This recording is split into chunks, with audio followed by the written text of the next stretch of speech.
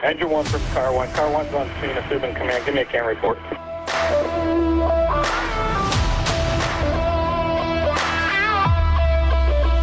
What's going on, everybody? This is Mike Goldstein. Stickers of the CAN report. Mazel tov. I have a great guest with us this evening. Man, I gotta say, all the guests have been fantastic. The list just keep hitting, and I appreciate all my guests coming on. And today I have another fantastic one. I have Sean Duffy from Michigan joining us on the CAN report. We met at FDIC. We had a great conversation, and we just hit it off. And I said, dude, let's get you on the show. Let's talk. Honestly, I'm sure everybody knows who you are, but for the people that don't know, or the people that are curious about you and want to know more about you, wanted to get you on the show. So Sean Duffy, thank you for being on the CAN report, brother. Yeah, thanks for having me. I appreciate the invite. My pleasure, my friend. Before we hit the ground running, I'd love to give a shout out to my sponsors, Engine House Designs LLC. Awesome dude out of Memphis, Tennessee. He makes hats, shirts, the flag behind me. He makes chore coats. Pretty much if you need it, he's got it. If you need it for your union, your crews, your stations, your businesses, he's going to help you out. He does online shops. He also has an ambassador program. So hit up Engine House Designs. It's a firefighter owned business out of Memphis, Tennessee. He's not going to steer you wrong. Solid dude. So check out Engine House Designs LLC, Ignite the Pride. Also want to give a shout out to the Kitchen Table Foundation. Table Foundation has been doing great things, helping the brothers and sisters in the fire service, military, vets, anyone who's really struggling with mental health issues or need a place to talk. That's how the Kitchen Table Foundation developed. It was a bunch of dudes sitting around talking about life, and they said, you know what, we need to incorporate this more into life and for everybody else.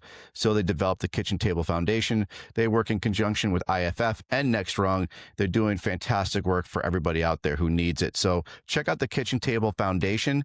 You can find them on Instagram, Facebook, and they have a great website that talks about a lot what they do. And they also have a clothing line on there as well. So also just click that like and subscribe button if you guys like what I'm doing, or you want something different, or you think you got something good to talk about, hit me up and we can discuss it. With that being said, going into it, Sean Duffy, my man, Build Your Culture, the dude out of Michigan.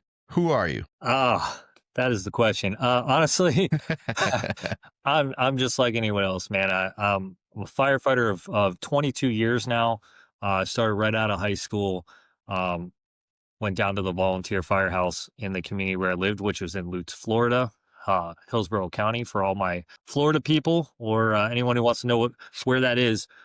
So, you know, to bring it all in perspective, that's where I got my start. My father was in EMS, lifelong EMT. He also got into it at a young age. Obviously, as young children do, right? They look up to their parents, and I always just thought my dad was like larger than life. He worked for the city of Trenton in New Jersey, where I was born and raised. And, you know, we would just always go down and see him at work, and all his friends were firemen, and we had a local volunteer firehouse in town when we were little town called New Egypt. You know, he would just always take me down there. Aaron Heller. Yeah, there you go. So, you know, it was just something that, like, for whatever reason, I was always drawn to. I felt the need to do it, but I wasn't sure if it was for me. Obviously it is. Here I am 22 years later, right? So the journey's been great. It's taken me down a lot of paths that I did not expect. Meeting a lot of cool people along the way. And I know it's kind of like cheesy to say, but it really is true. Like, if you love the job, it'll love you back. And, you know, so here we are doing the Build Your Culture, running a fire conference, writing for fire engineering, teaching at FDIC, just having a blast, man. It's been an awesome time. Learned a lot of lessons along the way. Still got a lot of time left. So, you know, I'm continuing to learn myself. So we'll just keep after it. Absolutely. I love that you muted your kid's toy, by the way. I think that's fantastic. I got a little, like a 2-year, it's going off again. I got a little 2-year-old running around the house. She's got a bunch of stuff, you know, and then obviously the older ones. So, I guess I should mention that, you know, that been married for 13 years. I've got my, my littlest, she's turning 2 in April. I got an oldest turning 13 and in the middle that's turning 10. Wow. Yeah. All girls? All girls, man. Which is awesome. It's totally cool. Everyone's like, why don't you want a boy? And I'm like, I wouldn't even know what to do with a boy, to be honest. It's all, that's all I know is how to raise girls. So, hopefully I don't mess them up too bad. That's awesome. I have girls myself. I have twin 16-year-old girls. They just got their license. I hit a milestone. They literally just started driving yesterday, and it feels weird today. We didn't have to take him to school, and we didn't have to pick them up from school. It's bizarre, dude. Absolutely bizarre when you're not needed. Right. Like it's in that conjunction. They just went to Target and they went to McDonald's. Like, and I didn't do any of that. I didn't have to go with them. Yeah. It's cool to have that, man. Fatherhood's great, especially honestly to me. Same thing. Having girls, I don't know any other way. So, I think we do the best that we can. And when they become teenagers, is really when you start seeing the work coming to fruition. Like you could tell they're becoming independent and strong and beautiful young women that you help to do that with your wife. Like it just all starts. It's like almost like you're doing your probies, right? Like you're doing your recruit class and it kind of things start melding together. You're like, you know what? I did that. That's pretty cool. Yeah. Yeah, it is. It's an awesome experience. So I encourage anybody to have children, man. You learn a lot about yourself. That's for sure. You learn a lot about patience. You do. It's a wild ride, man. So here we are, starting over and also sending them out there. So yeah. So volunteer life, you started with that. And what did you get out of the volunteer life out of that? What was some, like, obviously it was very beneficial. You seemed to obviously love it and grow from that. What did you start learning as you were a volunteer? Man, well, one, I was fortunate, man. I was brought in at a time where the fire service, you could still do things without fear of getting brought into HR and, accused of all the things that we get accused of today. It was very fun. But what I really did learn was I learned about, putting others before yourself. That was the biggest lesson. Like I said, I was 18 years old, man, fresh out of high school. I grew up skateboarding and doing stuff like I wanted to do, and I wanted to do it. And then, growing up from a household with divorced parents, my dad went back to New Jersey and my mom, she worked. That was it. So fine, that's for sure. Yeah. But the supervision really, throughout the day, I could do whatever. So that was a good learning moment for me, is like what structure really looked like, being accountable and having to do stuff. And like, dude, I was a messy kid. I'm not gonna lie. I hated cleaning my room. I hated doing dishes. Like I just didn't do it, and when I got to the firehouse, I learned really quick, like, yeah, we don't do that kind of stuff here. So I learned a lot about teamwork. I learned a lot about, just like, don't walk past a problem that you can solve, right? Like the garbage is overflowing, take it out, clean your stuff, be accountable. You have gear and things like this that you're responsible for now. If it goes missing, that's on you. Like there was just a whole lot of lessons that forced me to grow up, I guess, in a good way. And, man, I got a lot of friends out of it too. And, we're going to fires, we're going to all these things. And I learned in that process, like what it is that I was actually able to do. You hear all the time, like people, when they ask about the fire service, oh man, I can never do that. And you're like, yeah, you can. Well, you'd be surprised what you can do when you have to do it. It was a lot of growth in that 4 years. So you spent 4 years in a volunteer department, and that was in Florida. And so 4 years, and then where did you move after that? So I went up. I'm like, you know what, man? Like I'm having a blast doing this. I should probably get paid to do it. Obviously, like I'm calling out of work. I was an electrician helper. And I was like, I'm calling out of work where I can make money to hang out at the firehouse with these guys. Like, it's clearly what I need to be doing, right? So in order to do that, because I was only firefighter 1 certified, right? So because I wasn't fully certified, I could not get a full-time career job. I went up to Sumter County, a little bit more central Florida area. And I'm like, hey, I'm going to do this like on-call thing, paid on-call thing. And I moved up there and I did that and I worked my way up. Like eventually it was like, hey, now you're part-time. And then you're just going like, hey, now we got a full-time job. And, I was there until about 2014.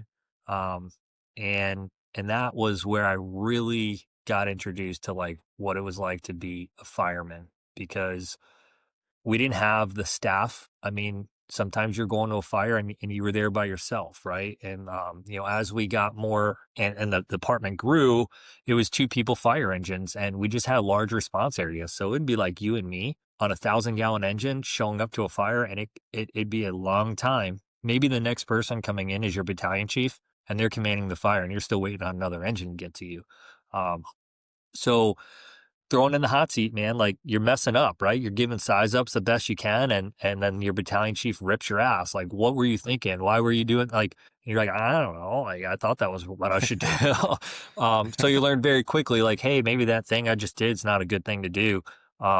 You know, and you just got a lot of experience, a lot of quick or very quick at a young age. And you know, that has always served me well. So forever grateful for that opportunity for sure. You know, then coming to Michigan, I knew nothing, dude. Nothing of how this worked. My wife is from here, and she's like, I'm Is that why you moved to Michigan from Florida? the first time, yeah. Yeah. Okay. So you know, that like I said, that was about 2014, right around Thanksgiving. She's like, I really miss home and I want to go back to my family. And I've always had this like love affair of living in the North, you know, and the change of seasons, because obviously going from New Jersey to Florida, I missed some of that at a young age. I was 11 when we moved from New Jersey. So here we are. I'm like, let's do it. Like that's yeah. Like we're starting a family. Like let's just go. Fresh everything. Little did I know what that looked like for me, because I didn't do the research. So because I didn't do the research, I showed up here and found out very quickly there's not many places you can work. So I applied for the city of Detroit and got on their hiring list and waited and waited and waited, and you know, did a part-time thing for department not too far from Ann Arbor, Plymouth Township.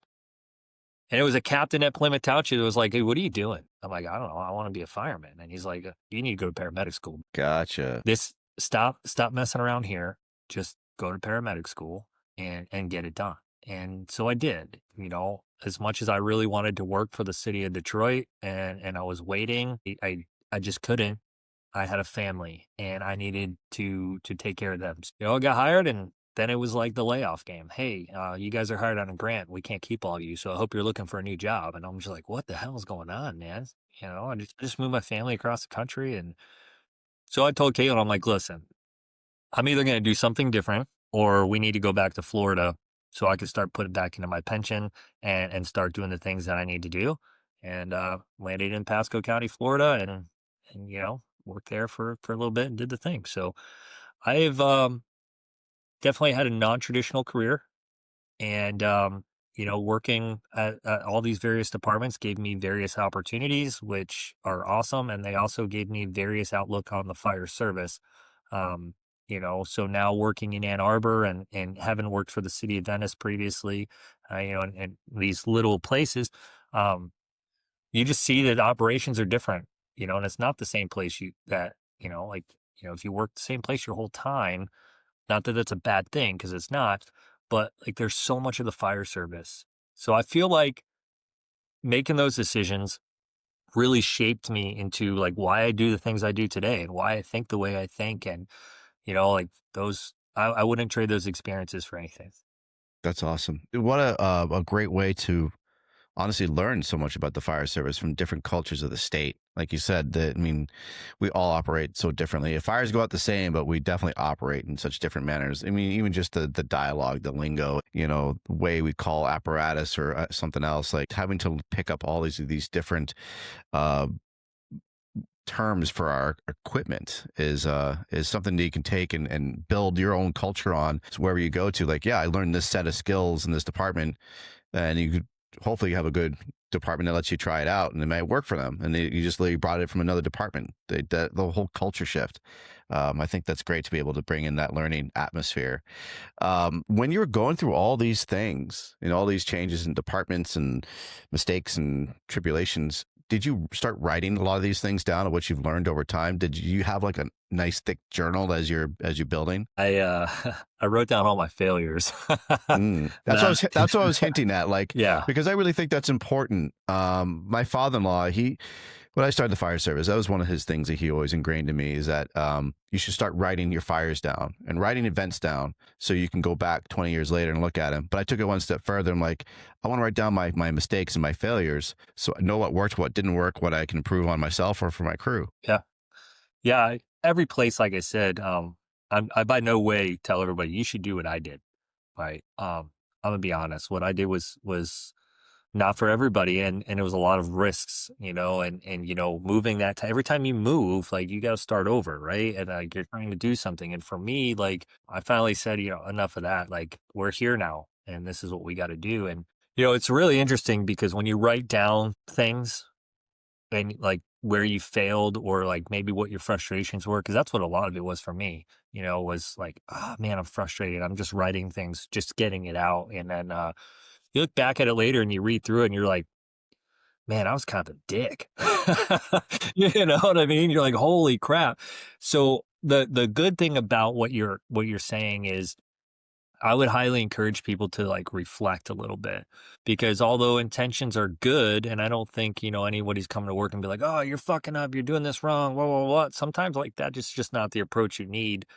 And in that moment, you think it is, right? And you think like you're doing something good, and you're like, man, I'm just passionate about the job. Why aren't you into it like the same way I am? And man, I don't want to ride this truck today. That freaking sucks. I want to be over there. And I lost sight of the big picture of like, what is it that I want from my career? Like, what can I bring to this agency? Like, how can we do this as a team? And that's the key word, like as a team, right? Because no one knows everything. No one's perfect, and um, you're talking about building something or whatever. Like, you gotta kind of do that delicately, right? Like, nobody's gonna love somebody coming into their organization saying you guys are doing this all wrong. Vice You have to versa. have some tact. You got to Yeah. have some tag and vice versa. I don't care if you've been with an organization for 10 years. Everybody eventually gets tired of you just nitpicking all the shit that you're not doing right and not highlighting anything that you do well. And Hmm. so anyway, when you read that, you're like, oh man. And those are the major lessons that I've learned over decades, the past 2 decades of like, where did I start? What did I think then versus what do I think now? And what do I do? And I'm telling you, those are two very different Seans. I love that. That's growth. Like you said, you got to reflect and grow as people. And man, like I've being humble and having humility, like learning that's tough. But man, what a way to grow from it. Like if you've never, like you said, like you've had someone who's been doing it, just nitpicking the shit out of you, I don't think they've ever really experienced that kind of humble or humility. And if you've never done that, and especially when you get older in your years, and that moment happens, it's a very tough pill to swallow. So you have to be down to earth and realize you're not perfect. Nobody is perfect. we're all going to make an error. We're all going to make mistakes, but that's why I love like you remembering those and writing them down and reflecting upon them. And the same thing too, like I love like you just talked about, like going to those other departments and say, hey, if you want to try this, maybe this could be a little bit better. But there's a way to approach it. And obviously, like you said, like you have to do it with respect. And I've been there and I love it. I love it when I got a department. It's like, yeah, man, show us. Like you obviously love this stuff. You're not talking out of your ass, but you also present it real respectful. It's not like, hey, this is stupid. I don't like what you're doing. You guys look like a bunch of idiots. It's like, no, I like what you're doing. It works, but maybe we can make it easier. Let me just show you a little bit, something extra that might like be more helpful. You maybe get rid of this thing or get rid of that or include something. And they never thought about it before because you went to all those trainings or you worked in Florida and then you worked in New Jersey and then all of a sudden you're now in Michigan and you have all these different techniques that you've learned over that years, all those many years. It's cool to see that. Yeah. You want to know the biggest thing I've learned, especially when it comes to like wanting to share like your excitement and stuff with people, is not to discredit for them for what they do or what they believe, because we're really good at in the fire service. Oh, that's the dumbest shit I've ever seen, or whatever. Like you just automatically put up those walls. I mean, I'm gonna tell you right now, like the best thing that I feel is that anyone can do, which also I've learned the hard way, is hey, let me show you what works well for me, and I'll tell you why. Mm. Whatever it is that works well for you, that's fine, because at the end of the day, you're going to be the one performing this task, not me. However, we both work in the same place and we need to have a plan, because I could be on the rig with you today and I need to know what you're thinking too. So let's just have a conversation. I don't expect you to agree with me, nor do I necessarily want you to, because I do think that in disagreement, there is learning. There's some growth there if you want it to be. Um, but having that approach of like, look, I'm a small guy. I'm 5'7". I'm 160 pounds. Like, I do this because it's easier for me. You're 6'4" and you're like 200 pounds. Like, obviously you got a height and some more weight to work with. So like, this may look different from you. I can't expect you to maybe move around as limber and as I do, because you're bigger than me, right? Or maybe you're older than me, whatever the case is. So really just approaching it as a like, hey man, I care what you think too, even if it's not for me and I don't agree. Can we just talk about this? Like, why does that work for you? This is why this works for me. Just try it. And you come to a mutual agreement. Like, I mean, I'm gonna say what it is, dude. I freaking hate using webbing for victim drags. It's not my plan A. It's very far down my list, but I know there are people that do. So when I approach them, I ask them to show me why you do this. Okay. And I ask the questions. Well, how are you getting them from the floor out the window this way? And I'll tell you, man, some people show me some stuff that I'm like, still not a fan, still not my preferred, but like, that's not bad. You know what I mean? So rather than me chastising that person because they're like, I use this webbing or I use this strap or I use whatever, I now understand why and where they came to that conclusion versus just dismissing their idea because it's different than mine. And I feel like what I do is best. That's where we lose people, you know? And like, it took me a long time to learn that shit.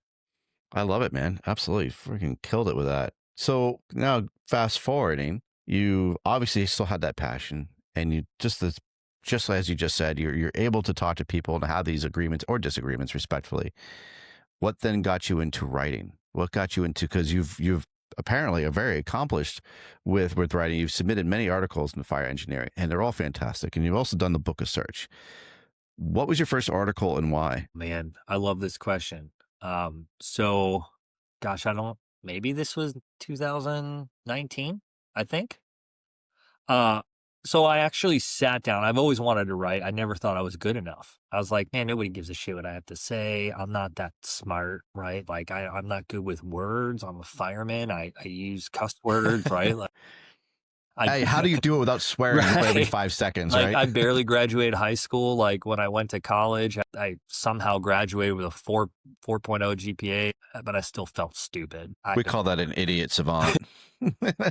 You know, I'm like, I have no idea how that happened. Anyhow, I was actually taking a class, an online class, The Art of Go, No Go by Mike Galliano. And at the end of his class, he said something, and for whatever reason, it resonated with me. He's like, if you want to write an article for fire engineering, or if I can help you out anyway, please contact me. And I sat on that for a minute. I'm like, oh, what the hell? And I did. I think it was that night, actually. I shot off an email. I'm very interested in writing for fire engineering. How do I do this? You know, and he gave me some guidance. And he's like, well, just write something and send it to me. And, you know, I'll take a look at it. I can't promise it'll go anywhere, but, you know, maybe will.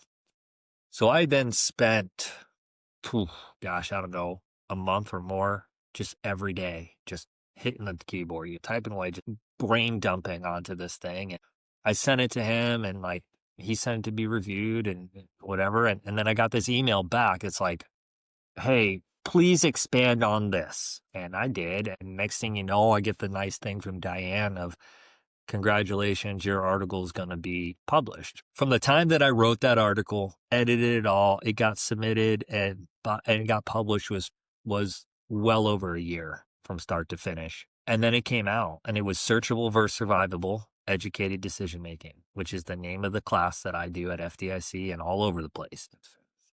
That was like 6-page article. Blew my mind that they would even do it. And so that was it. I wrote that and I sat on that forever. I was just like, man, I don't know if I got anything else. And as I started going to more fires and I started like getting more things and shifting my mind into that, I was like, I can use this. I can use that. Like, and dude, honestly, like big super nerd if the glasses didn't give it away, right? Like I have on my phone, like the Samsung notes thing and just randomly stuff pops in my head. I'm like, pull that out, type it in there. And like, as it's coming out, I'm just typing it and I'll just leave it. And then I'll see something on Facebook or whatever. And I'm like, that's it. I got to write something about it. And I'll refer to my notes and, whatever. I'm always doing voice memos on my drive to and from work. Yeah. In the mornings, especially, I don't know what it is, like everything's just firing all together.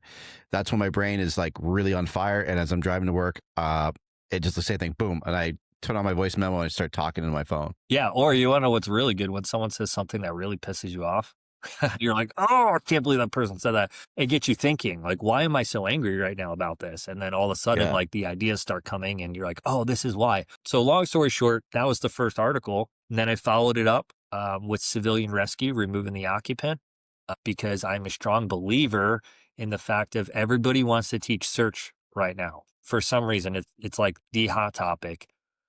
My reasoning for wanting to do search was frustration and things that I've seen throughout my career of like, I think we could do this better. I think I understand this. I've taken some classes. I've applied some things on Fireground. Like, I think I'm kind of getting good at this. I don't know. And, that was my reasoning for wanting to get out there, is like basically share my failures with people and say, this is what I've learned. This works. That didn't. We need to be on the building faster. We need to stop saying nobody can possibly survive. And I had no idea about firefighter rescue survey at this point. None. So I'm like, well, if I feel this way, someone else has got to feel this way too. Why do you feel this way? That's what I meant. Like, what is it about search? And because you wrote in a book of search, most of your articles have to do with civilian rescues and search. What sparked it? Was it just something that just attracted you, or was there a call that said that's just sat in your mind and you're like, you know what, I'm going to dedicate a bulk of my brain power of writing about search and teaching it? It's twofold. That's a twofold thing for me. So the first half, what spurred it, I was not taught search well in the academy. Not to take it away from anybody, I wasn't really taught search well at all. And I was going to fires and I'm like, cool, we got this. And I'm going to own this. I guess as I get older, like, you can reflect back and realize things. There was a fire when I was a volunteer in Hillsborough County where like we showed up and dude, I was so arrogant, dude. I was so arrogant. Like, I thought I was like the shit, right? Like, Yeah. oh, I'm a badass fireman. I got this. Like, at that young of an age to be that arrogant is very dangerous, as you're about to find out. So basically we showed up, the first engine had a pump failure. They couldn't get the line charged. And somebody had said to us, I think she's still in there. Right. And I looked at the fireman. I couldn't even tell you who it was. It wasn't someone on my crew. Accountability, right? I'm like, hey, let's go make this search. Definitely not my call to make as a fireman. I had no officer with me. This was not relayed via radio or anything else. And we go in. Dumbass, right? So we're going to go right, because that's where the bedroom was. And we went in there and, I went in and made a real good search. But at some point, like, my partner is not with me anymore. I don't know when or why, but we were separated. Door was shut behind us. So nobody really knows I'm in here. Right? Now I'm freaked out. I'm like, I got to get out of here. And, found my way back to door, opened it up, walked out, had nice burnt up helmet and gear. And it was awesome. And, I gave that firefighter a hug when I got out. I was like, whoa, my mind was just totally blown. Like, what the fuck just happened? I hope you don't mind I cuss on here, because Please do. I was just like, wow. And I sat there that night and I reflected. I was like, I need to be better. Like, I almost could have died. This was not I had no way to talk to anybody. I didn't have a partner. I just blindly like acted out of emotion instead of intelligence. Whoa. And that was a turning point for me of like, I need to get better. So I started taking search classes and I started like really honing on this, because that was not going to happen to me again. I didn't want that. And then some more failures come, right? And you learn that. And then going to fires and, like, you're sitting there and you're watching people get pulled out of these buildings. And if you've never been on a fire where someone's getting pulled out, it's so surreal. It's almost like time stops, because you're just like, holy shit, like, that's a person and they're burnt up or they're whatever. Like, although we should expect that as firefighters, something happened every time And I just remember being like, did we get there fast enough? Did we get in the house fast enough? Did we prioritize 2 lines over getting people in the building for search? Like, is this our fault? Is it this? And again, this is coming from a time where it's like, oh, they were probably dead before we got there, right? Like, oh, we did Yeah. everything we could. We did a search. And I just remember thinking like, man, like these searches could be happening faster. I felt like we could be getting on search faster. So not only putting people in, but like actually doing the task. And I'm like, man, something's got to happen. And when you are placed in those positions, man, you're just like, I just remember that when I became a fireman, life was the reason. I wanted to save people. Everyone says I want to help people. I wanted to save people. Like I I like had that. this great like vision, like firefighters get off the engine or the ladder truck and they break in doors and they do badass shit and they grab people from their beds and they run out. Like that was like, intoxicating in my mind. Like, wow, that's what we all want to do. So preparation, to answer your question, is I am not prepared for this. I need to make myself prepared for this because when this opportunity comes, not if, but when, I want to be set up for success. And like that started my obsession with search.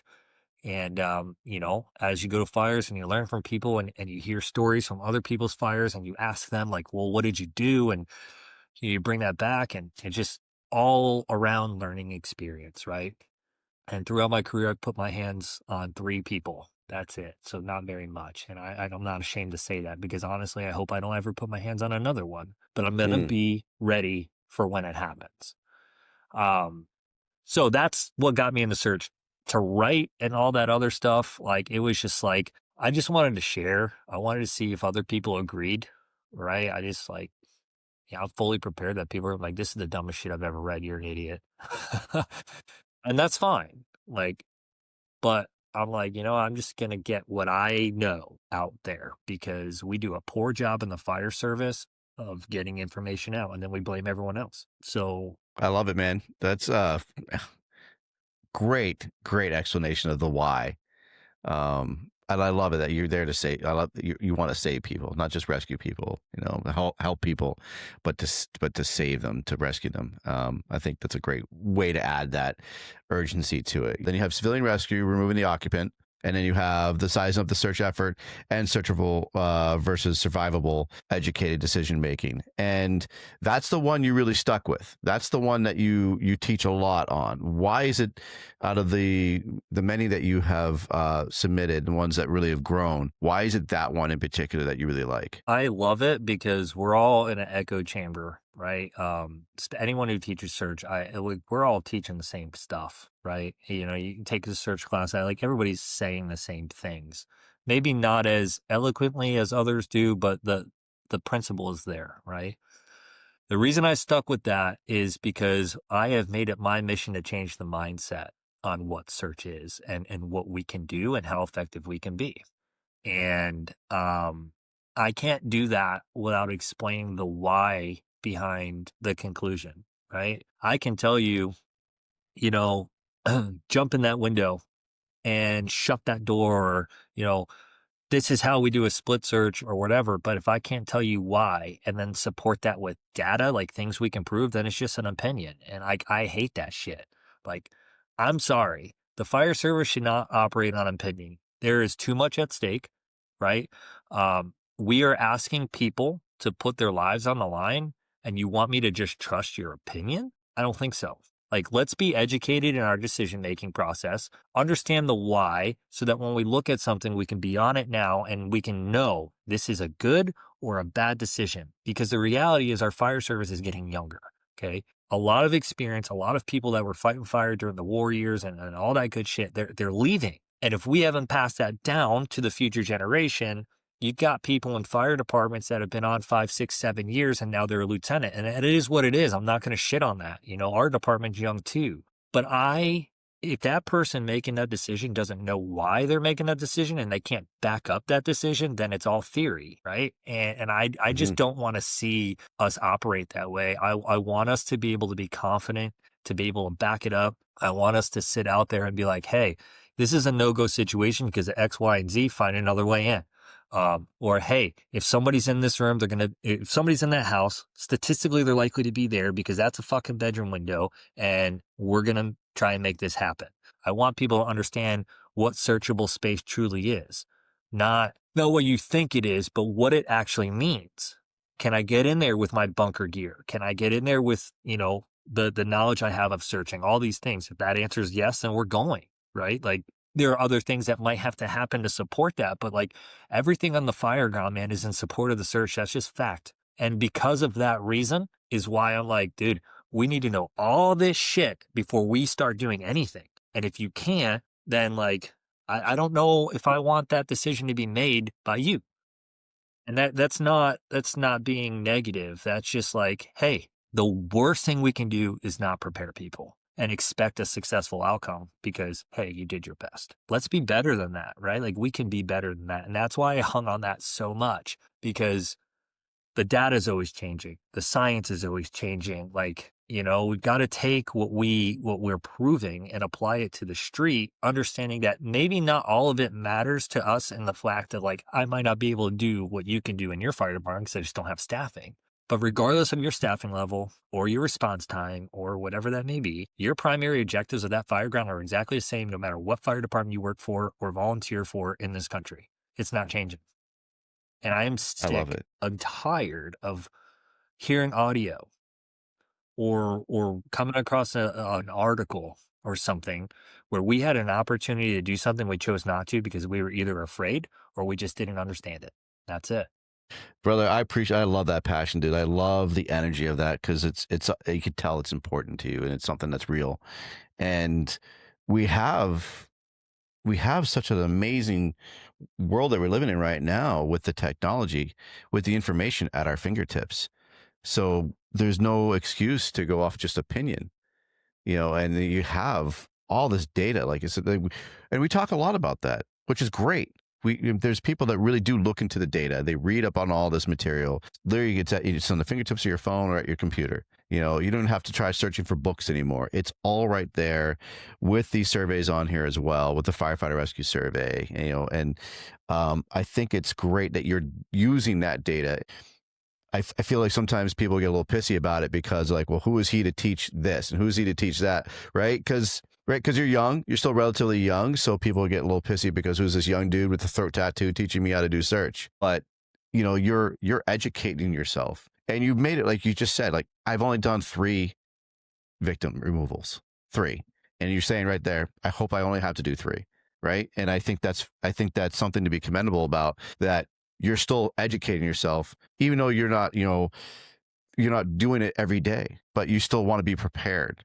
And that's what I love about people who teach this stuff, because they do have a passion for it, because it's not about because I've done it so much, but I'm preparing myself so when it happens, and I'm doing that knowledge and that education. And so you obviously are so passionate about it that you've built your own training cadre as well, and it's Build Your Culture. So can you elaborate on that? Yeah. So Build Your Culture was by accident. And again, I tell this everybody, much like anything, it's our frustrations, right? So if you haven't met my good buddy, Pablo Jenner, amazing dude. He works for Jacksonville Fire Rescue. That guy, when I got hired at Pasco, I had one conversation with him. I'm like, dude, I've never met anybody that's into the job like me and my wife. Like, this is it. And like, he literally said the same thing. So like, obviously we meshed, right? And through talking and stuff, like, obviously we're now working for the same fire department. We come from similar backgrounds, in the fire service, and like, just like, we're like, dude, we have so much in Did common. we just become best friends? Yeah, basically, right? So we're at Orlando Fire Conference, and we're just doing what we do at the end of the day, right? Just talking shop, having some beers and stuff. And Paulo says to me, it's really about building culture, building your culture. And at that point, he had a Instagram page, Central Florida Fire Tactics, and he was running that. And we opted. We're like, you know what? Let's change the name to Build Your Culture, because that's really what we're trying to do. We're trying to encourage people and empower them that, like, hey, you need to do something, right? And it might take a while for this to blossom, and that's fine. And it may never blossom, and that's okay too. But like, the fact of you just sitting idle is not okay. So if this is how you feel and this is what you want to do, like insert topic here, engine work, truck work, I don't know, leadership, whatever. It all starts with you and your attitude and how we can get other people inspired to do the same. So that's what we did. And when we started teaching, we didn't want it to be like what Pablo said or Sean said. Like we just wanted it to be a think tank, right? Like, so hence, hey, build your culture, right? That's what we started throwing everything under. And we developed a culture class for firemen, by firemen type thing of, hey, like leading from the bottom, like in your role, what can you do to impact change? How can you deal with this? And like, we started just going down that route. And, even today, everything we teach, whether it be search or truck company ops or everything is geared towards that. We're going to show you what best practice is.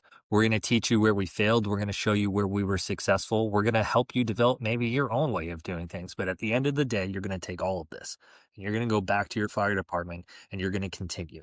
Whether that's you every day throwing ladders by yourself while everybody watches, eventually one person will come out and be like, hey man, let me do this with you or whatever. It's consistency, right? And Pablo says it's so beautiful. He's like, discipline and motivation. That's what it is. So motivation starts you, right? But discipline is what stays and carries you on. So anybody can be motivated, right? Maybe they go to a class, they come back or fired up, FDIC, whatever it is. And now they're motivated. They want to come back. Oh, I'm going to start changing stuff. I'm going to start doing things. But then they hit a wall, and because they can't stay disciplined, and it's not about consistency, and they can't do that 10% of pressure 100% of time like Rob Fisher talks about, right? Like just for whatever reason they give up, that's where we were saying, don't give up. Keep going, because you never know what your circle of influence is, right? You never know who's watching you, who's like looking up to the things that you're doing. So just, it sucks. Sometimes it can be a lonely road. But if this is what you care about and this is what you want to see, you need to stay disciplined and you need to be consistent in your actions so that people don't go, that person's a hypocrite. He talks like this, but then he acts like this. Like that can't happen. So that's where Build Your Culture came in. Like, man, is like, dude, ain't nobody can do this. So you might as well take the reins and see where you go with it. I love that. That is fantastic. That's just the stuff that I love to listen to. That's the stuff I think is so important. Like I say, you can talk about it or you can be about it. And, we can, just like that. You could talk a big game, but if you're not being it, if you're not getting out, whether it's training, working out, taking classes, and again, it's not guilt trips either. It's building that culture. This is not about like, you suck as a firefighter because you didn't do a gear workout with me today, or you're not going to enough conferences. It's just literally, it's just like you said, like how to eat an elephant, right? Like one bite at a time. Slowly you'll develop that culture, but it takes time. And I strongly believe that it's not about shaming anybody and trying to make people feel guilty because they're not have that same passion. They're eventually going to see it. They'll eventually come to fruition that, hey, holy shit, Sean's got it going on. I want to see more of that. I want to feel more of that brotherhood, that connective environment. So I love that you're building that you changed it into that, and that is your motto, your credo of just building the culture of making people better. How do you choose your cadre members? Because I was looking at the list as you were talking, and you have some solid people on there. So how did you get your list of cadre members on there? Well, at first it was just me and Pablo, and then either myself or Pablo would be like, hey, I know this really solid dude, like he's into it too, and then like we bring people in, and over time people have left naturally, but basically where we're at now is I care that the people coming in have the same values. Instructors are a dime a dozen. That is what it is. I mean, just because you have a piece of paper that says you can doesn't mean you will. So it's very important for me when someone's like, hey, how do I get on the cadre? That I say, well, first, let's have a conversation. Let's talk. Let me get to know you and see what this is like. And it's very rare that we bring strangers on because, anybody can pretend, right? So like, I kind of want to get to know someone. But there's a process, and the process is typically like, hey, why don't you come out to one of our trainings, right? We're not going to pay you, but, maybe we can put you up in a hotel room or something like that, get you a meal or two or whatever that is. But just come out and see if this is even what you really want to do, right? Like, and then we'll talk about it. And we usually have people come out and do that in like shadow programs, and see, and then as they're developing that, like, it's like, hey, you're showing me that this is something you want, that you care about. I'm starting to get to know you a little bit better. Cool. So I'll tell you what, why don't you teach this portion today? And slowly over time, we give them more stuff to do, and we're like, hey, cool. Some of our instructors have come by accident because I've been somewhere and some of our guys just couldn't come, and like people have come through, and I'm like, I like you, and you and I, man, we're just jiving, and you could just pick up on it, like, hey, this is a good fit, so there's no real like definite, but we always try and make sure that, like, hey, like, as weird as this sounds, the Build Your Culture, I don't want to say brand, because I mean, I guess you could call it that, but it's the Build Your Culture name, whether it's me or you or somebody else, it has to be the same. If you're out there doing some crazy off the wall shit and you're like, yeah, I'm a Build Your Culture Cadre member, like, then that kind of muddies the mission of what we're trying to do.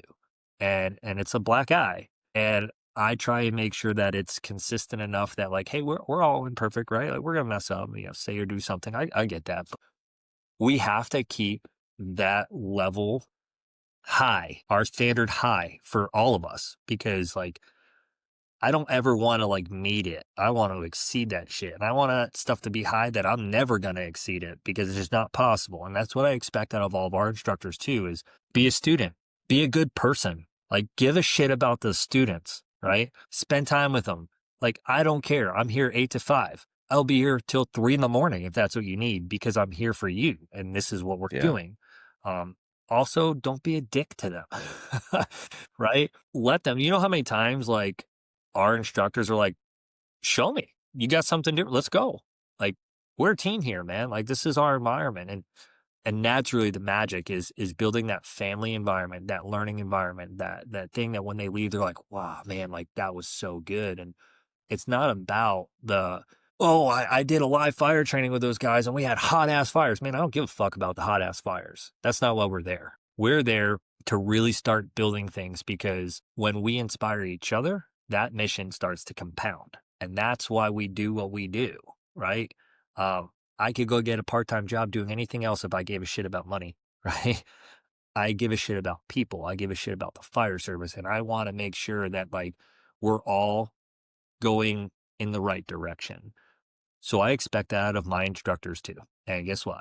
If that's not you and you happen to get in, you're going to quickly find your way out, because we don't operate like that. We're very, very picky about, what kind of character these people have. I love it, bro. You're absolutely right. And you're developing that bond. And that's what, when I see like a really good core of training, because there's so many out there now, right? There's so many training groups out there. And it's all kind of, let's be real, this is not difficult what we're doing, right? What we're doing is it's easy, right? For the most part, like the skills, once you get those skills, though, you got to build upon them. And it's hard, but it's simple if you're doing it right and you're paying attention. So when you have your training cadres and you're developing that, like, you have to have a good person who gives a shit. They're not going to be you're doing like hard, strenuous work in the parking lot. They're on air. Like Jay Fulmer says, like, I'm going to be in gear. I want my cadre members to be in gear. I'm putting in sweat equity with my students. Like, if they're getting taxed, then I go off on them because they can't do that evolution because they've been breathing down a bottle and I've been standing over them with shorts on. Like, who's the asshole? So you have to treat people right. You have to understand that they're working hard. And then if you're going to stand there and point fingers at them and just yell at them, then what are you teaching them? All they remember is this guy was a dick. And I've had that in my experience in my life. When I was coming up in the fire service, all I ever had was this guy half the time was always yelling at us, telling us how much we sucked. They didn't give us the why. He didn't explain things. He just told us that we need to be better, and you suck physically or you suck mentally. Yeah. Well, I love the fact that you're about that. You're about like, hey, we're going to do the basics with you and we're going to help you grow. Because I always see the positive feedback is when you have instructors like yourself that develop a core group of your cadre that actually are doing the work with them. They're sweating with them and they're treating them with respect. You can see when somebody isn't getting it as a student, that instructor will come up and go, not to make them look like shit either. Sometimes they'll pull them aside, or they'll just come to me. You can see them like whisper in their ear, and then all of a sudden they're taking off and they're getting it. Yeah. That it's there's so much to what you said that I want to touch on. I won't spend too much time. But we will never expect our students to do something that we haven't shown them first. I cannot stand when I take trainings or when I see other people training, you're going to do this, okay, cool, let's get done. No. Talking about a skill and doing a skill are two different things. I do not want myself or any of my instructors to just talk about it. I'm going to show you that I can do it, because if I can't do it, you're not doing it either. And there's too many instructors that have this ego that they expect this crazy stuff out of their students, and they have no idea what they're asking because they've never fucking done it. Okay. How can I tell you, take this 375-pound person, push him out that window by yourself, if I don't show you how to do it? Because it's about building trust, believe it or not. Okay. I need you to trust me that I'm not just here to pad my ego, right? Because let's be honest, none of those people know who I am. Like, they don't know me as a person. They don't know what I'm capable of doing until I show them. And it's about confidence. If I show you that me at 5'7", 160 pounds can do this, and I show you how to do it, then there's confidence that you can do it too. And we dissect that together. We problem solve together, and then everyone does it. And you encourage them and you build them up. You don't be like, no, all right, next, and push them along because they're not cattle, right? The second thing that I cannot stand is, well, two of three. Second thing I can't stand is, like, I'm sorry, man, like, as John Sparrow says, like, you lost the right to be out of shape the day you took the oath. And Yes, as sir. cheesy as people think that is, like, I am so sick and tired of seeing out of shape fire instructors telling me what the fuck to do. Bro, you can't even walk up 2 flights of stairs without being out of breath, and you're going to tell me how to do air consumption drills? I don't fucking think so. I tell you, man, I almost turn my brain off when I see an instructor, I see pictures of it, and I go online, and it's just, it's going to sound bad, like you said, like, I'm not trying to shit on people, but when you have a dude that is literally obese and overweight, and he can't even get down to bend his shoe, to tie his shoes, how are you going to teach me to do anything? Because I want you to get down on that ground and crawl with me. I want you to fit through a tube to show me how to crawl through that tube. I want you to teach me, not to stand over me. So yeah, man, that's a big thing for me too. I can't stand it when I see instructors that are just huge, especially these training cadres, because they've, hey, you know, I'm so-and-so with training, whatever. I can be fat and out of shape. No, that doesn't work for me. It doesn't. The third thing, I shouldn't let this bother me as much because it really has nothing to do with me, is when somebody goes and says, hey, I want you to be on my cadre. You ever think about that? And they're like, yeah, I'll do it. Okay, I understand that people have varying levels of knowledge. But let's be honest here. When you have somebody who maybe has a year on the job or might have just graduated the fire academy or whatever, and you say, hey, I got a training company, you want to come work for me? You're fucking your students, period. And I'm not saying that time on the job matters and that somehow makes you an expert. What I'm saying is the people that you select to go teach other people should have had an opportunity to learn about the job a little bit, should have had an opportunity to fail and be humbled and be like, well, shit, I'm not as good as I thought I was. Those are all important aspects of building an instructor. And this idea that anyone can instruct is absolutely crazy to me because it is very different. And again, not taking anything away from anyone, not trying to be negative, but like, let's look at the seriousness of this. I come into your fire department and I'm teaching you, and you do exactly what I tell you to do when I leave. Am I responsible for what happens? Mm-hmm. Yes, I am, Mm-hmm. because I told you to do it. And if I've never put myself in an experience to know if that truly works or truly doesn't, or I've never been to a fire, but here I am because someone wanted to bring me on because they thought I was fun or whatever, I am not doing anybody any good. We are taking a giant step backwards. I know that nothing is done like with ill intent, but the byproduct of what we're doing by not carefully vetting who we're bringing into our cadre groups and what their expertise are, not even expertise, what their knowledge is of that skill that you're expecting them to teach other people, it's a big deal. It's a big weight to carry on our shoulders. And like, just make sure that you got the right people. I couldn't agree with you more. I had it was an indirect conversation. I wasn't included, but it was something that it took to heart, and it was a gentleman who's very prominent in what we do, and he goes around and teaches all over. But he made a comment that I haven't done enough. I haven't learned enough. I'm not experienced enough to be teaching. Like I taught at a conference recently, and it was about firefighter survival. And it was something that was really important to me because I like you. I want us to be prepared. And I love teaching firefighter survival. I love taking these classes. I love taking RIT classes. And you can't just take one class and then label yourself as an expert in that. And so I think he felt like I couldn't teach a subject because I hadn't done enough. But I mean, he doesn't know everything I go to, right? So I have dedicated a lot of time and energy and money and to do these classes, to learn, to absorb, because I want to bring it back. But I totally agree with him, though, that you have to put in your time, whether it's on the job and in teaching and learning from it, not just teaching, but you have to go. And it's not just 2 classes and say, all right, I did 2 parking lot pushes. I now can teach you how to move hoses. No, I mean, like, you have to still put in that equity. If you're going to label yourself a firefighter, hopefully you go to fires and you advance hose lines in, and you're stretching lines, and you're getting the job done. But I know we're not fortunate enough, especially today's world, that we're not going to get a lot of those fires. But we can still take a lot of classes to be prepared and to learn. But on that tangent is just that take the time. Like I said before, appreciate the process. Appreciate everything that someone's got to give you. Just don't go to these conferences and expect to be invited into the cadre. Like, you're there to learn. Don't try to, sniff their butts and try to hopefully get invited if you've never done it before. Because I feel like with you, and I've mentioned before, like Dadgum and Bears of the Oath and a lot of these great ambassadors of the craft, like, so those cadres really stuck out to me because they've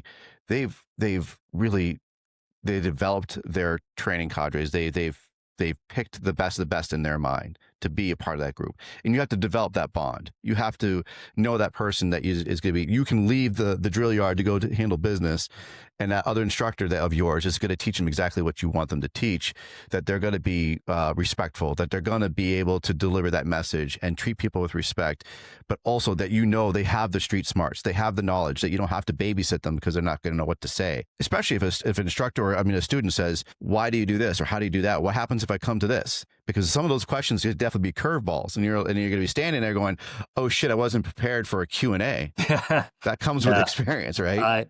My favorite questions in the world are why or what if, for several reasons. One, I love that people challenge, as they should, right? Everyone's looking at you eyeballs this big because somehow you're the subject matter expert, right? And like, oh, and then instructors get offended when a student goes, wait a minute, I have a question. And then they question what you say instead of going, okay, and thinking about it and listening to them. It is awesome when you can dissect it and be like, okay, cool. So here's why.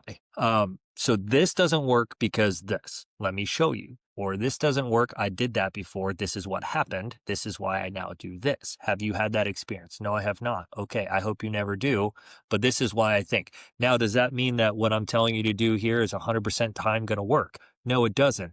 But in my experience thus far, this is what served me well. And you can give them peace of mind that, like, the advice that you gave or the skill that you're trying to teach isn't just something you saw on fucking YouTube, right?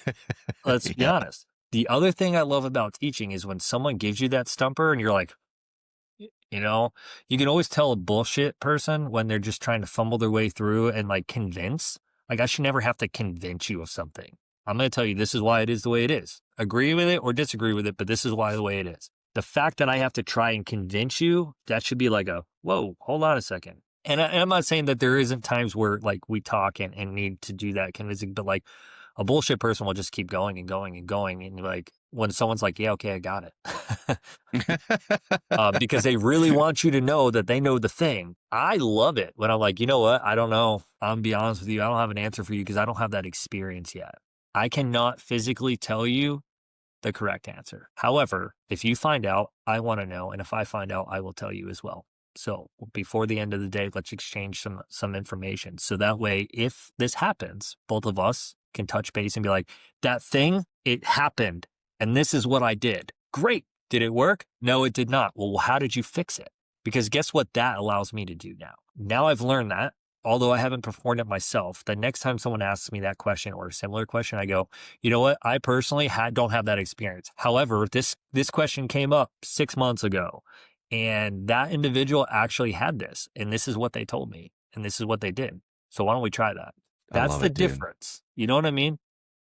Yeah. So That it again, it comes with being humble too, and not being acting like a fucking know-it-all. And you've been at that level before.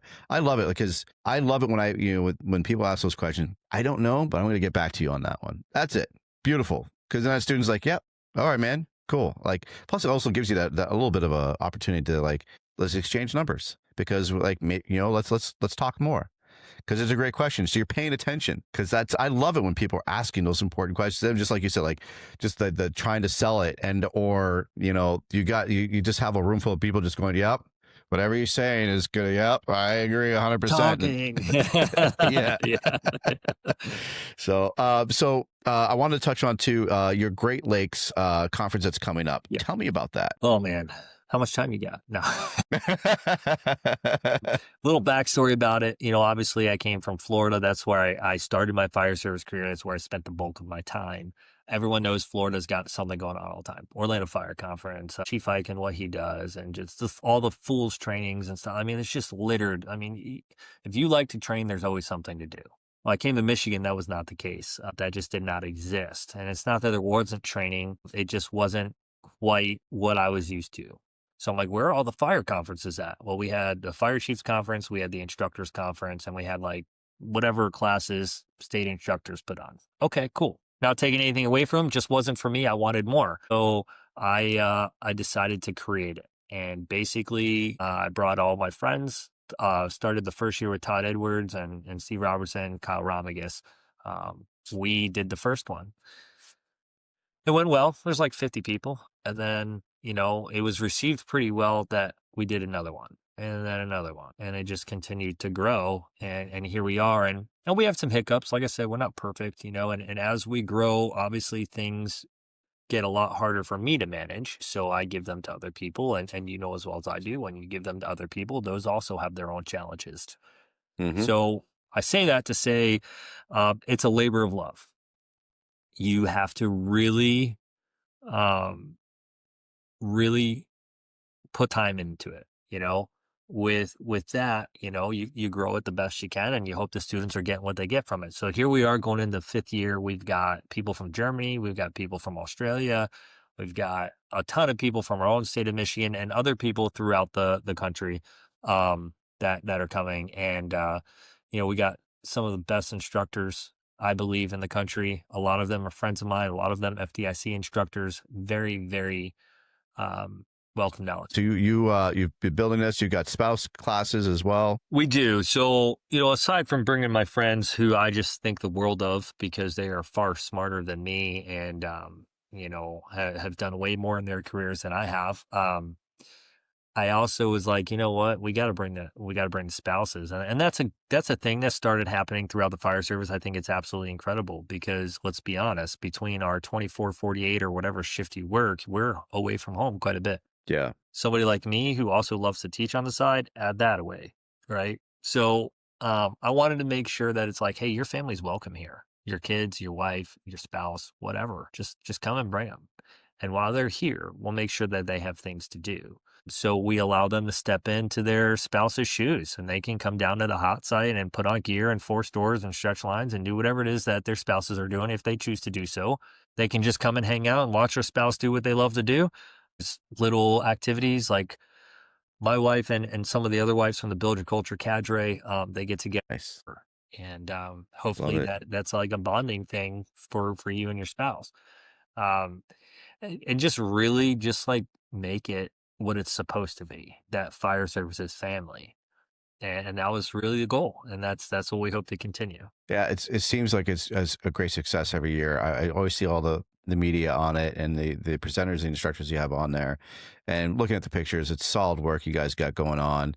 And so it's going to be in June, correct? It's in June every year as of now. We haven't changed it. It's generally like the week of Father's Day. We're trying to look at that. But as you know, as more conferences start popping up and doing things, like there's always the whole like, oh man, like I kind of want my thing to be not when other people's things are. Not that I'm in competition, just like, man, there's so many options. I want people to be able to spread this out and be like, well, I can't make that one because I just went to one 2 weeks ago. Right. You know what I mean? So Yeah. there's a chance it could move, but currently right now there's no plans of that. We're going to keep it in June, and it stays in Southeast Michigan, and maybe eventually like we'll have the team large enough that we can do 2 a year, and Okay, nice. that's That'd the be goal. awesome. So we're going to keep So doing I've it. never been to Michigan. No? So I hope I can make it to Michigan. I've never been to the Great Lakes training. I'm hoping it's on my list. And I hope to actually make it out to Michigan. Never been. So I'd love to visit. Now I get an excuse to visit. So that'd be great. So you have the Great Lakes. That is going to be June 10th through the 13th. Registration's currently open, sir? Registration is currently opened. It honestly, the first day we opened registration, almost all the classes sold out. Within like the first week, all the major classes sold out. So what we have open now is like extrication, RIT, and station RIT. There's like another one open. I'd have to look at it, but most of them were sold out. So if you want to come, I would highly recommend to get on it, Beautiful. and get part of it. So. Love it.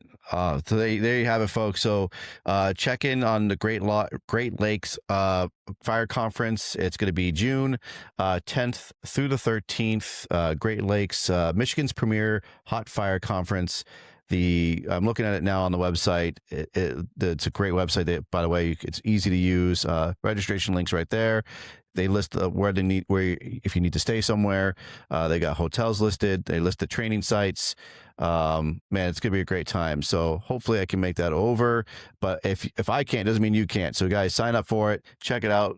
Classes are filling up soon. And if people want to find you, where can they find you? Pretty easy to find. I'm not the Secretary of Defense, so don't get confused. I get so many videos and texts about that. Oh, look, it made the news. I'm like, anyway, Sean Duffy Facebook page. You'll see me in my mug right there on the front. You can go to Instagram, same thing. Sean Duffy 86. Got our Build Your Culture page, Great Lakes Hot page. You can email me if you choose. I will warn you, if you email me, I'm not the best at getting back to you right away. So you might have to email me and be like, hey, dumbass, I emailed you like a week ago. Can you give me an answer? But just keep at it, and I'll get back to email. My email is duffy558@gmail.com. So send me hate mail, how much I suck, do whatever you want. I don't care. I'll read them all. But yeah, if you want, send me a Facebook Messenger. We'll chat. People like to do that too. I don't mind. If I'm not busy, and I have nothing better to do, and you're not bothering me, hit me up. If I'm busy, I'll let you know. And any conferences that you're going to be teaching at? Oh man, yeah. You're going to force me to pull out my calendar and look. So we got March Mayhem. We're doing that. We're actually going to be in British Columbia in February, off of Victoria Island, doing a search class there. We've got let's see, obviously FDIC, going to do that. We got a class in Pennsylvania actually to do in May. Obviously June's Great Lakes Hot, and firemanship in July. So that's going to be awesome. Come to Grab Lab.